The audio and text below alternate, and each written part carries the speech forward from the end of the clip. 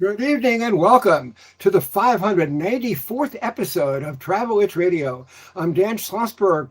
Roger Noriega is not with us tonight, but we are in the 14th season of Travel Itch, the show that lets you enjoy the pleasures of travel from the comfort of your armchair. Every week at this time, we talk to people representing destinations, hotels, airlines, railroads, car rental companies, cruise lines, and others in the world of travel and hospitality, from authors and bloggers to broadcasters and publicists. If it's got anything to do with travel, it's got everything to do with Travel Itch. Our guest today is Sally Andrews, VP of Strategic Communications and Public Affairs for CLIA, the Cruise Lines International Association. Welcome, Sally, to Travel Itch. Thank you, Dan. Happy to be here. Thank you for having me.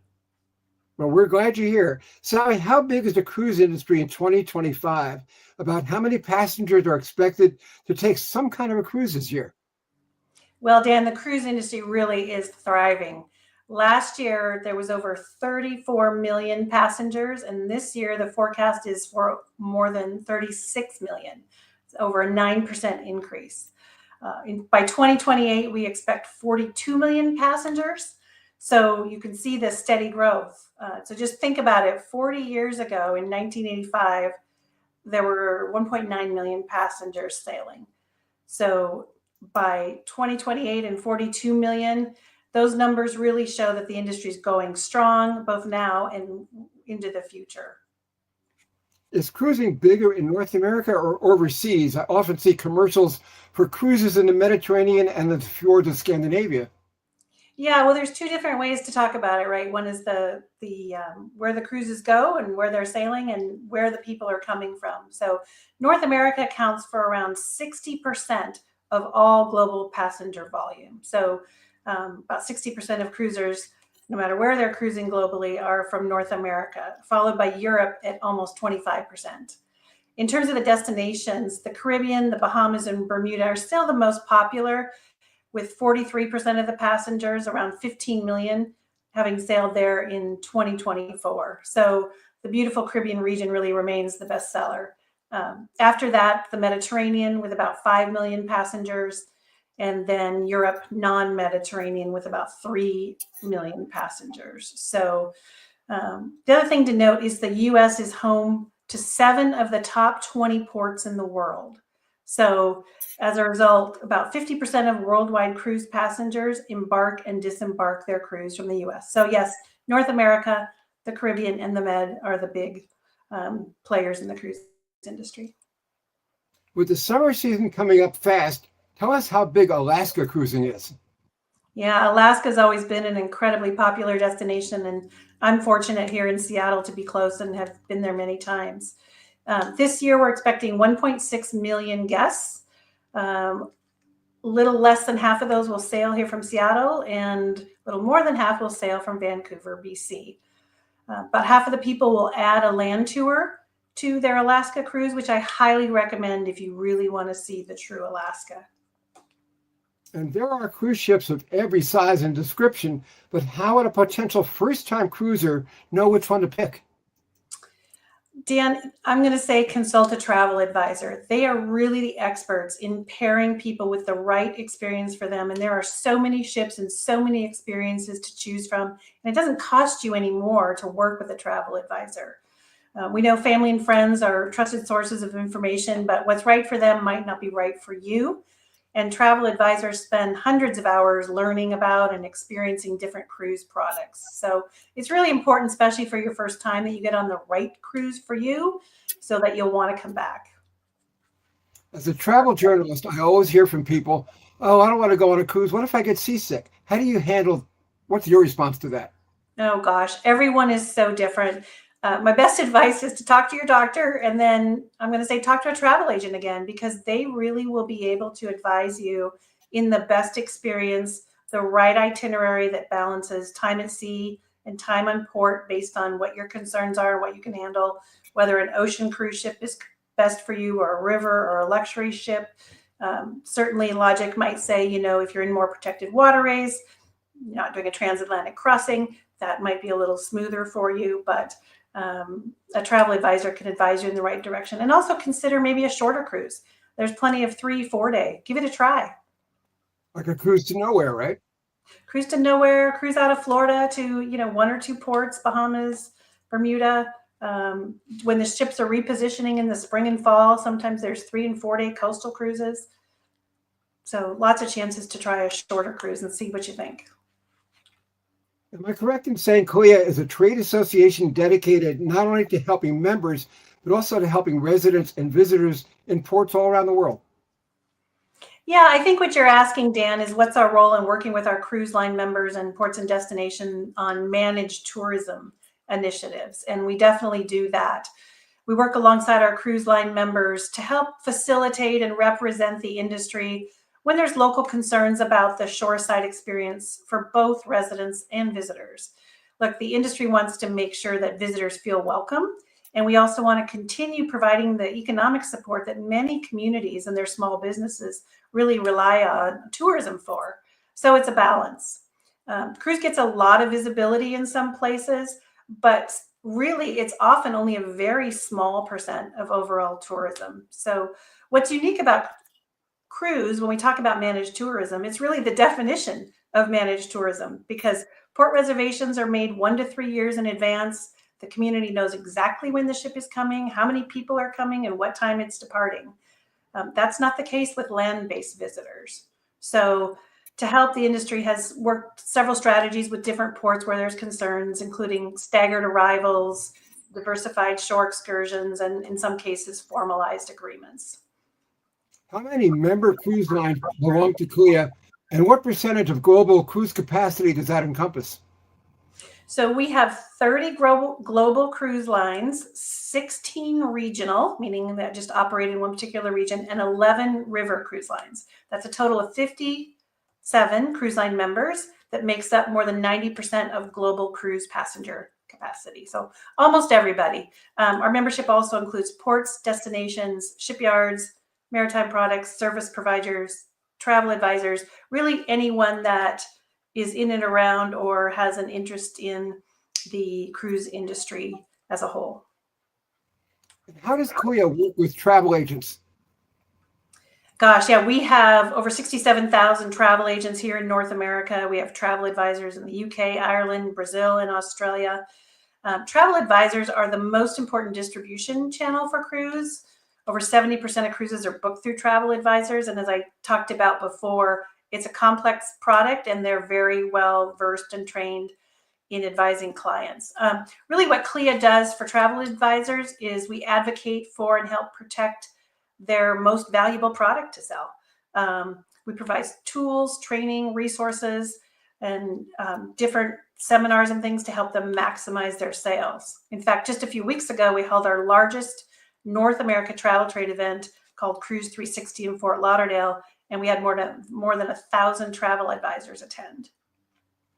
We're talking cruising with Sally Andrews of CLIA.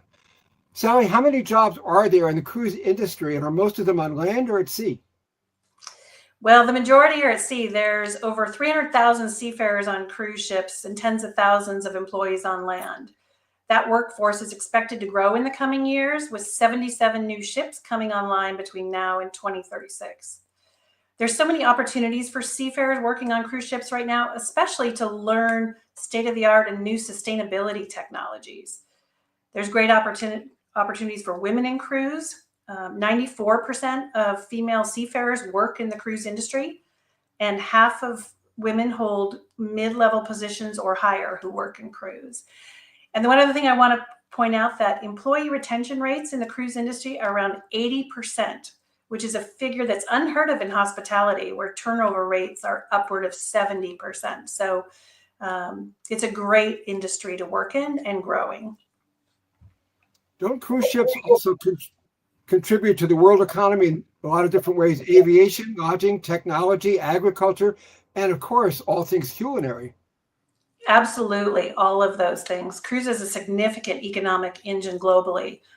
In 2023, which is the most recent data we have, the cruise industry contributed over 168 billion in total economic impact, supported 1.6 million jobs. And what that means is for every 20 cruisers, there's one full-time job supported. So that's an easy way to think about it. Here in the US, Cruising generated $65 billion in total economic input, supported 290,000 jobs, and paid $25 billion in wages to American workers. So cruise really touches every state through sourcing, transportation, retail, all those things you mentioned, traveling. Many cruise lines are sourcing mostly local from the different home ports that they're leaving from, and that's really benefiting the communities where they sail from. Koya came out with a publication called Guiding Principles for Responsible Tourism. I know sustainability was a big part of that. Could you explain more? I can, yeah. That's a great report for all the things the cruise industry is doing around sustainable cruising. It can be found on our website at cruising.org. The industry's commitment to sustainability and environmental protection is significant for our member lines. They're investing billions of dollars in state-of-the-art technology with their new ships and also enhancing their older ships. The cruise industry is pursuing net zero emissions by 2050 and building ships today that will operate 25 to 30 years from now. That's the lifespan of a ship. So we're talking about ships that are going to be sailing in 2050 and beyond. Each new ship that comes out is more efficient than the previous class in recycling, onboard systems, processing, all of the things to help make the sustainable environment on board the ship more efficient. Onshore power is another important component of reducing emissions, where the ships can turn their engines off in port and plug into the local electrical grid. 61% of cruise ships are outfitted to do this, and more are coming. Coincidentally, only less than actually 3% of the world's cruise ports offer the ability to plug in. So we've got ships, more and more ships coming out as the fleet is ready for shore power, but we need more ports to have the infrastructure to do it. And the last thing I'll mention is really to achieve net zero emissions, we really need alternative maritime fuels to be developed and available at scale. The cruise lines are not fuel companies, but they're working with on trials and innovations and trying to get governments around the world to further incentivize development of alternative fuel, like is being done for aviation. But they're building their ships today with machines and engines that can run on the fuels of today and also on future fuels that don't exist. So I always use the analogy, imagine if you go to buy a car tomorrow, Dan, and you buy a car with two engines in it, two systems, one for fuel that runs today and one for some fuel that is not yet developed, but will be developed someday, but you don't know what it is, but you need to pay for both of those today in the new car that you're buying. And that's what cruise lines are doing. They're making those investments to be ready. Do individual crew members cultivate their own clientele, such as young cruisers on Carnival or on older ones, maybe on the Queen Mary too? Yeah, there certainly are age trends among passengers, and cruise lines have their own target customers. But in my experience, psychographics are just as important as demographics. So meaning there are older cruisers who like a more lively onboard experience, and there's younger cruisers who might like a more traditional experience. My 18-year-old grew up cruising with me, and only in the past year experienced a cruise line that I would have thought he would have thought was a lot more fun and entertaining than the one he grew up with me on.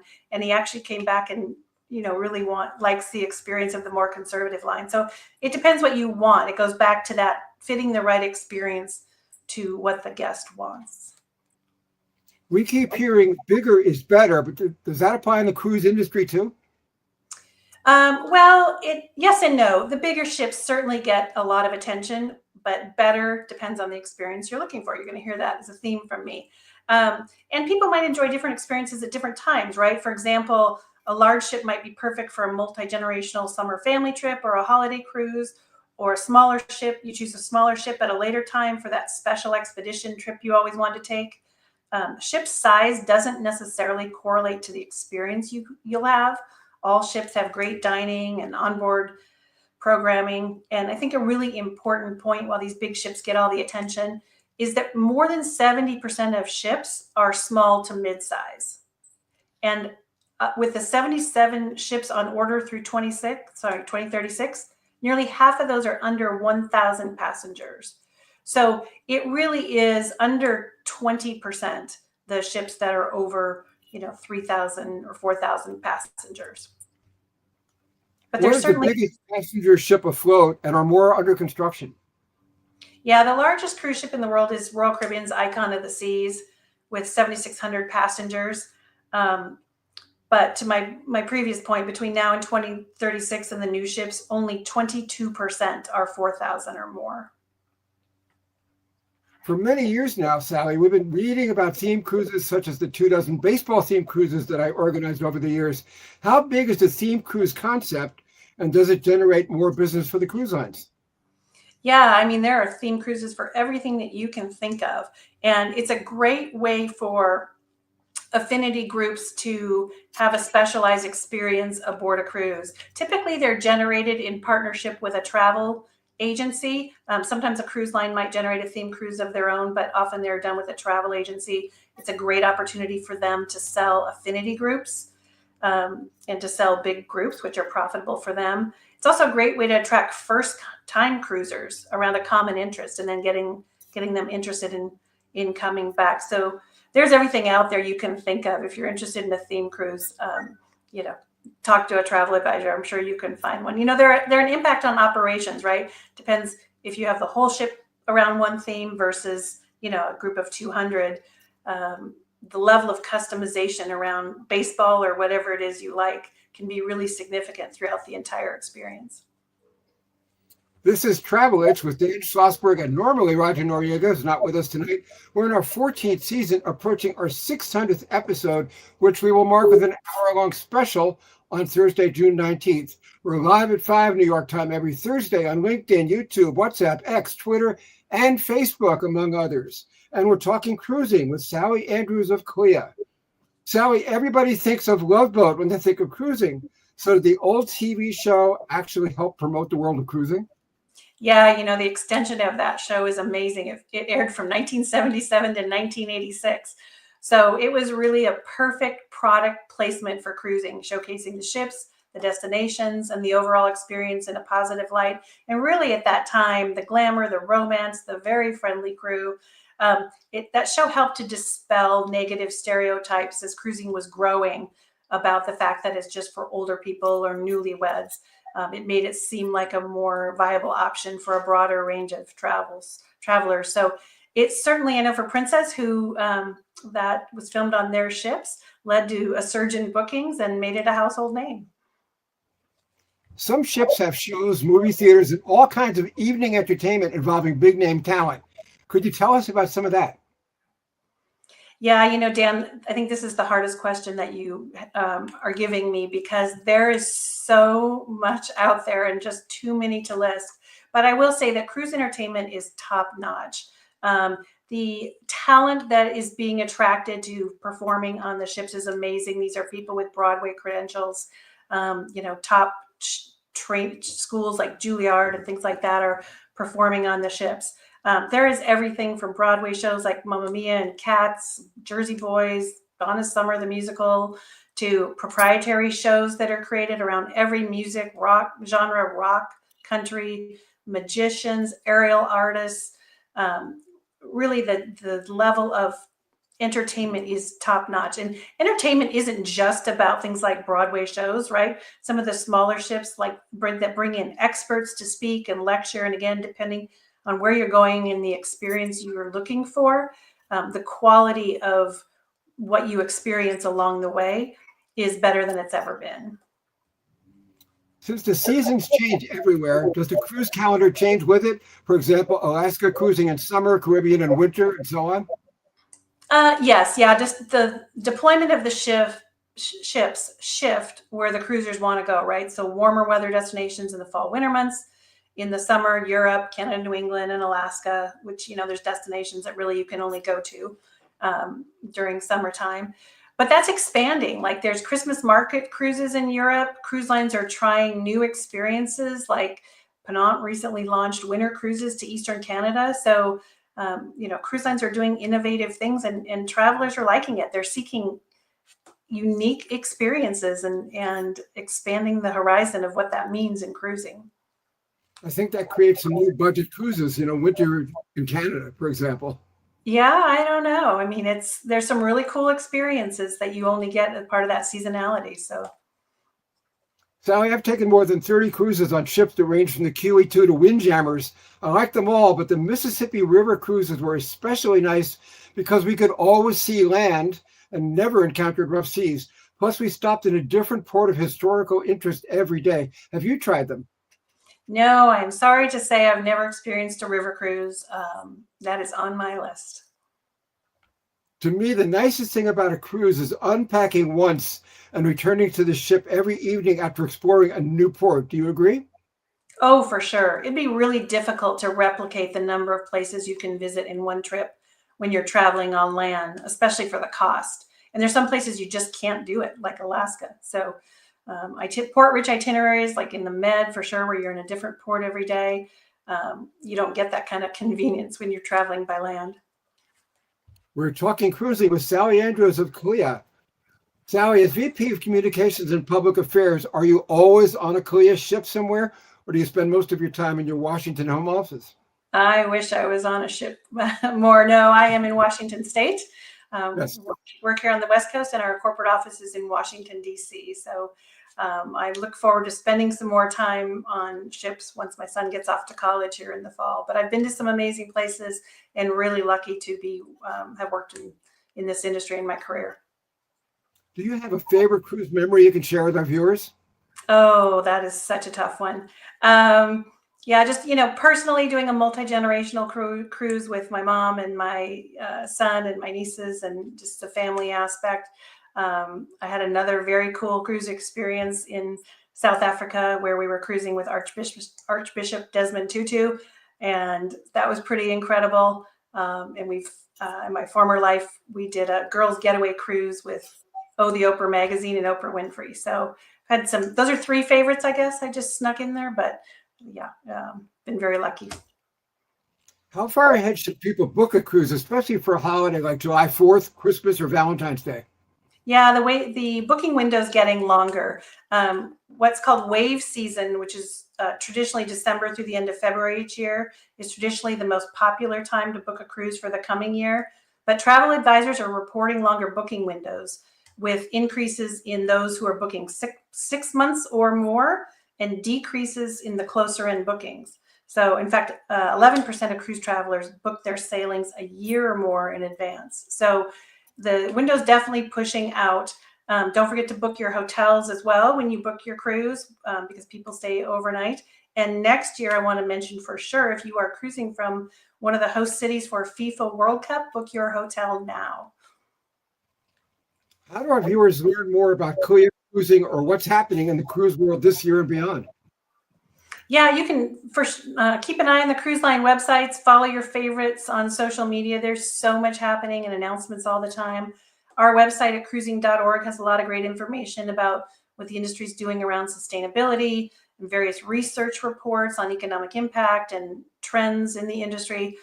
In fact, our hot off the press 2025 State of the Cruise Industry report will be posted in the next few days. Sally, is there anything I haven't asked yet you'd like to add? Yeah, I would say that nearly 90% of people say that friends and family have the highest influence on their decision to cruise. So if you like to cruise, tell your friends and family. Better yet, book a cruise together. It's a great multi-generational vacation. I will also share that the industry is seeing some of the biggest increases in the exploration and expedition space, as well as luxury cruising. So the first ever purpose-built exploration ship was built just 10 years ago, and today there's 40 ships that are built for expedition and exploration. And the luxury cruise fleet has more than tripled since 2010. So those areas are really growing as more and more cruisers are seeking really unique and different experiences. Our guest today has been Sally Andrews, VP of Strategic Communications and Public Affairs for the Cruise Lines International Association. Thank you, Sally, for visiting with us on Travel It. Yeah, thank you, Dan, for having me, and I hope to see you all out on the seas. You will, and you'll see me in Chicago too for IPW. And forward. viewers, with the All-Star Game and the Hall of Fame induction weekend approaching, this is the perfect time to share the excitement with my latest baseball biography, Home Run King, The Remarkable Record of Hank Aaron, featuring a foreword by Dusty Baker. This 265-page hardcover explores Aaron's contributions as a home run hitter on and off the field, as an athlete, and as an advocate for civil rights. That's Home Run King, The Remarkable Record of Hank Aaron. Get it today on Amazon.com. And that's it for this edition of Travel Itch Radio. This is your host and writer, Dan Schlossberg. Roger Noriega is not with us tonight. We hope to have him back next week. Join us then when we will talk to Sue Muzzin of Pier 39 on Fisherman's Wharf, San Francisco. Hope to see you then. In the meantime, thanks for watching. Good evening and stay safe.